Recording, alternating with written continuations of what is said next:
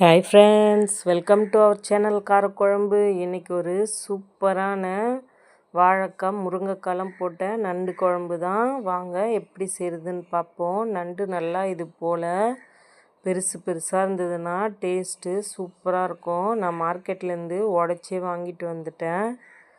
நல்லா பாருங்கள், சதை எப்படி இருக்குது பாருங்கள். இது மாதிரி தான் நமக்கு நண்டு குழம்பு செஞ்சோம்னா டேஸ்ட்டு சூப்பராக வேறு லெவலில் இருக்கும். நல்லா ஃபஸ்ட் க்ளீன் பண்ணி இதை கழுவியும் எடுத்தாச்சு. இப்போ இதில் 1/4 ஸ்பூன் மஞ்சத்தூள், 1/4 ஸ்பூன் உப்பு, ஒரு 1/2 ஸ்பூன் மிளகாத்தூள் சேர்த்து அப்படியே கலந்து வச்சுடுங்க ஓரமாக. அப்போ தான் பார்த்து கையில் குத்திக்காமல் பொறுமையாக செய்யுங்க.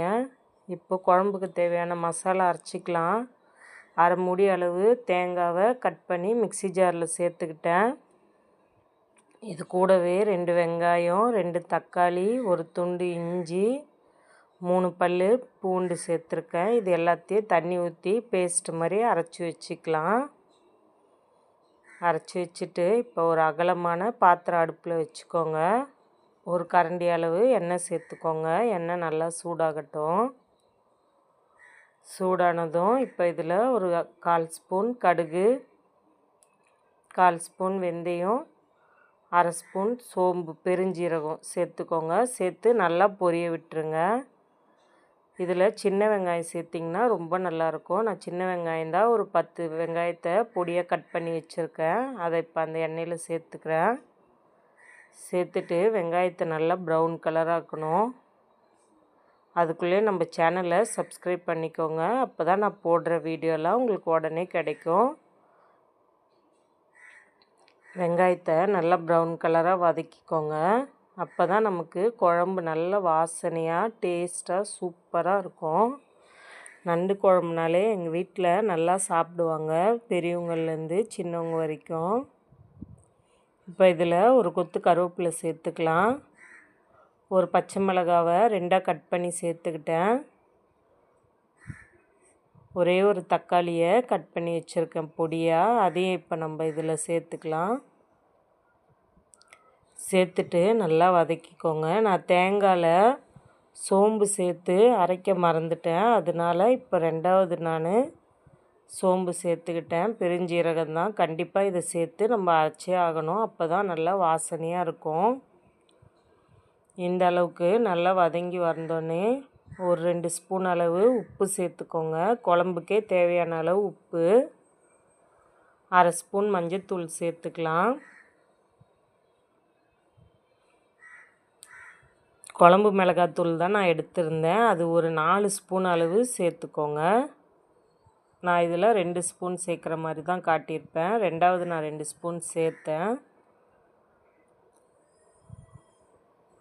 குழம்பு மிளகாத்தூள் நம்ம ஏற்கனவே வீடியோவில் போட்டிருக்கோம். அது எப்படி அரைக்கிறதுன்னு சொல்லிட்டு போய் பாருங்கள். நல்லா குழம்பு திக்காகவும் டேஸ்ட்டாகவும் இருக்கும். இப்போ இதில் நம்ம காய் சேர்த்துடலாம். நண்டு குழம்புக்கு கண்டிப்பாக வாழைக்காய் முருங்கைக்காய் சேர்த்திங்கன்னா சூப்பராக இருக்கும். வாழைக்காவை இந்த சைஸில் கட் பண்ணி சேர்த்துக்கோங்க.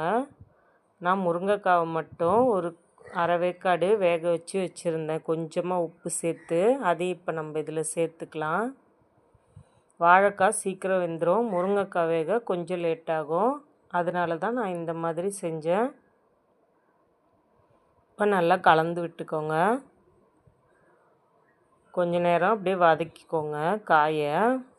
காயை வதக்கி செஞ்சோம்னா நல்லா வாசனையாக இருக்கும். இப்போது அரைச்சி வச்சுருக்க தேங்காய், தக்காளி, வெங்காய பேஸ்ட்டை நம்ம இதில் குழம்புல சேர்த்துக்கலாம். அது கூடவே ஒரு சொம்பு அளவு தண்ணி சேர்த்துக்கிட்டேன் காய் வேகிறதுக்கு. சேர்த்துட்டு நல்லா கலந்து விட்டுக்கோங்க. இந்த குழம்பு செய்கிறது கொஞ்சம் ஈஸியான வேலை தான், ரொம்ப கஷ்டம்லாம் இல்லை.